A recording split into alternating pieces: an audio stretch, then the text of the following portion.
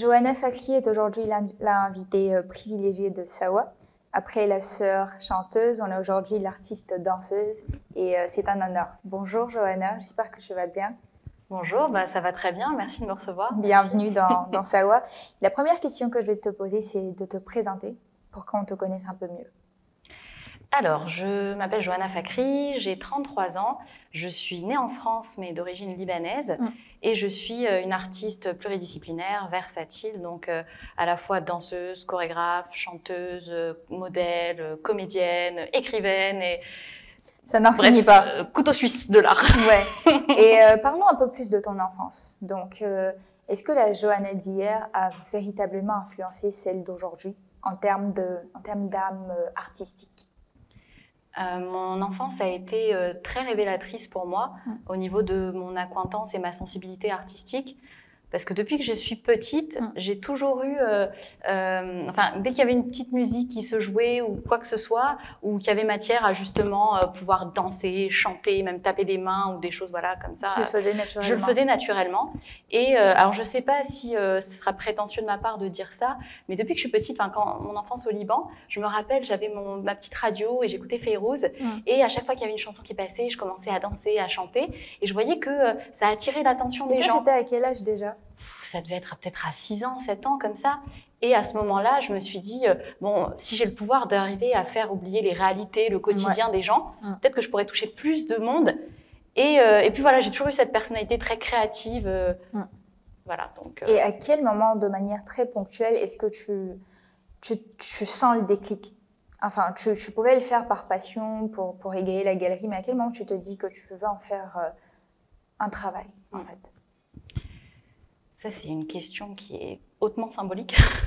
Je pense, dès mon premier cours de danse, à l'âge de 6 ans, côté plus académique, où justement, je me suis dit, j'accepte au-delà de juste que ce soit une passion, la rigueur qui va avec, le côté technique qui va avec.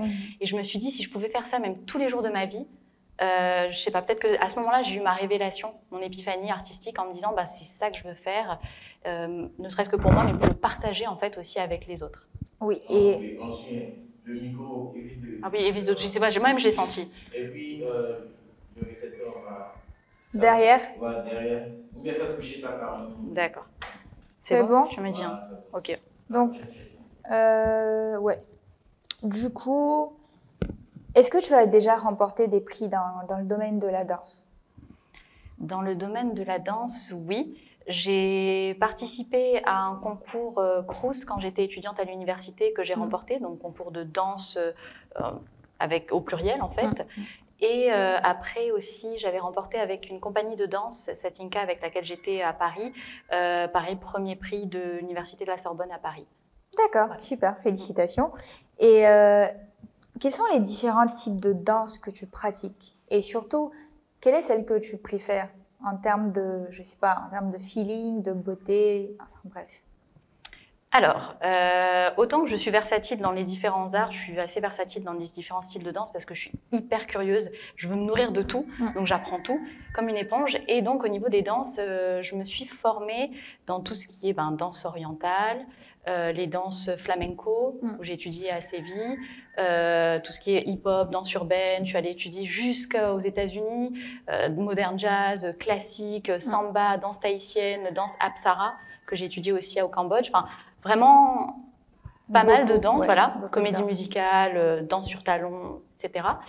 Et celles qui sont vraiment plus chères à mon cœur, tu m'aurais posé cette question il y a quelques années, je t'aurais dit sans hésiter la danse orientale, parce que c'est ma culture, parce que ça résonne en moi, et que dès que j'écoute cette musique ternaire, mon corps directement, ça fait sens, il y a quelque chose qui se passe, il y a un héritage millénaire qui est dans mes veines, qui fait que je ne saurais pas le définir. Pour moi, c'est la féminité incarnée et c'est la danse qui est la plus anti-discriminatoire qui existe. C'est-à-dire que tout type de corps, tout type de femme arrive et du moment qu'elle insuffle sa féminité, sa grâce, il y a quelque chose de beau, limite du mystique qui émane de cette danse. Et en fait, ce qui est bien, c'est que c'est vraiment un héritage. Pourquoi je dis millénaire? Parce que par région, par pays, c'est vraiment un héritage de ce qui nous précède. Parce que chaque héritage, chaque danse a ses codes, ses tenues, sa musique, ses paroles, donc ses gestes. Et je trouve que ça, c'est beau, c'est d'une légitimité et d'une beauté incroyable. Ensuite, pourquoi je te dis il y a quelques années, tu m'aurais posé cette question, c'est qu'à l'heure actuelle, j'ai découvert il y a quelques années une danse qui me prend aux tripes, le flamenco. Ah bon? Le flamenco, oui, ben, du coup, en fait, c'est au C'est niveau hispanique. Exactement, espagnol. Et parce qu'il y a une accointance au niveau des sonorités. Parce que c'est Ouais. vraiment le même style de musique avec ce trémolo un petit peu arabisant. Exactement. Et qui fait qu'en fait, pareil, ça me parle au niveau aussi des codes, au niveau des vêtements, au niveau des musiques, au niveau des styles. C'est une danse de sanguinaire, de passionné, et avec laquelle tu peux pas tricher. C'est-à-dire que tu as étudié, ça se voit. Tu n'as pas étudié, tu peux pas improviser. Et c'est complet, c'est une danse complète. Et voilà, moi, ça me parle parce que c'est de la féminité à l'état pur et en même temps de la technique et la rigueur. Donc voilà, donc... Oriental flamenco, mon cœur balance. Tu ne fais pas que danser, tu donnes des cours de danse. Lequel de tes cours de danse se vend le mieux aux Ivoiriens? Je te dirais sans hésiter la danse orientale. C'est une danse, comme je te disais tout à l'heure, qui n'est pas discriminatoire. C'est-à-dire que tu peux venir avec ton background, avec le corps que tu as, et à partir du moment où tu apprends la technique, ça fait sens. C'est beau, il y a une réelle expression, il y a une libération. On suit. Est-ce qu'aujourd'hui, en étant basé en Côte d'Ivoire, tu arrives à vivre de tes cours de danse? En Côte d'Ivoire, alors c'est quelque chose qui est possible, c'est faisable. Si on est une personne qui est rigoureuse, qui est organisée et qui fait de la com, hein, ça on va pas se leurrer, et qui qui rameute pas mal de gens et surtout pas limité à une tranche d'âge, que ce soit éveil, enfant, ado, adulte, on peut en vivre. D'accord. Et je le disais à l'entame, enfin tu le disais, tu es vraiment pluridisciplinaire, tu fais de la danse, du chant, de la scène, de l'écriture d'ailleurs. Comment tu arrives à gérer tout ça dans ton quotidien? De l'organisation. C'est autant dans l'inconscient collectif, les gens ils s'imaginent que nous les artistes, on est des gens, on est très dans tous les sens, mais alors que, pas du tout. Moi, je suis une personne, autant je suis dans mes rêveries, dans mes fabulations, etc. Quand ça part, ça part. Mais je suis une personne qui est quand même très rigoureuse, très disciplinée. J'ai une rigueur au niveau, et je suis hyper exigeante envers moi-même et envers mon art, où j'ai un organigramme.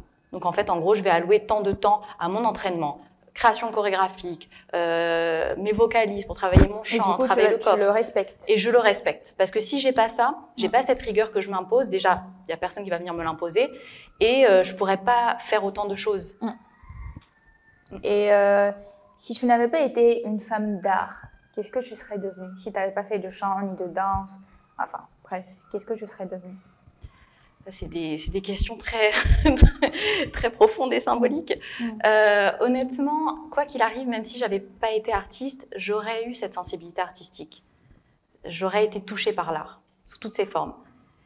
Mais dans mes valeurs et mes vraies convictions, je pense que j'aurais fait quelque chose en rapport avec l'environnement, où c'est pas qu'un idéal, hein, où je me verrais avoir une chaumière quelque part dans les Hautes-Pyrénées, en montagne ou au Liban, la vallée de la Bekaa, avec mon potager, ma ferme, vivre de la terre, dans la nature, pour la nature, par la nature. On va terminer sur un dernier mot que tu vas peut-être adresser à ceux qui ont une passion, notamment la danse, et dont les parents ne sont pas forcément d'accord, parce qu'il y a des personnes qui ont des âmes artistiques et qui ne veulent pas suivre le parcours scolaire, je veux dire radical, qu'on connaît tous, qui veulent directement aller suivre leur passion. Tu leur dirais quoi? Je dirais que tout le monde sur cette terre a l'âme d'un artiste. Et tout le monde peut danser. Ça, c'était Nietzsche qui avait dit ça, justement, que en chaque être humain, à partir du moment où l'être humain peut bouger, il peut danser. Donc, je dirais aux gens de laisser les êtres autour, que ce soit leurs enfants, leurs compagnes, leurs compagnons, leurs proches, s'exprimer. Parce qu'il n'y a rien de plus thérapeutique que l'art. Parce que l'art, c'est un véhicule de la vie. C'est un miroir de la vie. Mais qu'ils y aillent. Et puis en plus, c'est très bon pour la mémoire, c'est très bon pour le corps, c'est très bon pour la santé. Donc, il n'y a que du bonus, j'ai envie de vous dire. Exactement. Donc, croire en nous pour que les autres croient en nous également. On va terminer là-dessus. Merci beaucoup d'être passé à Sawa. Et voilà, bon vent pour ta nouvelle aventure avec ton livre. Merci beaucoup, merci de m'avoir reçu vraiment.